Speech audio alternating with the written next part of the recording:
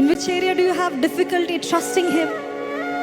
In which area do you have difficulty that God will do it? God is reminding you that nothing is too hard for Him.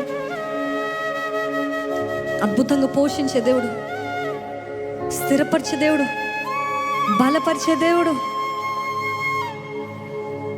ఎంత చెల్లా చెదురైన జీవితాలైనా నా దేవుడు తిరిగి కట్టే దేవుడు. His love for you is too much. ఒకవేళ మీ జీవితంలో తుఫాన్లు ఎదుర్కొంటున్నారేమో, కుటుంబ విషయంలో, బిడ్డల విషయంలో, భార్య విషయంలో, భర్త విషయంలో, ఉద్యోగ విషయంలో, లేకపోతే జీవితం అంతా నిలిచిపోయిందేమో స్టాగ్నేషన్ తోటి,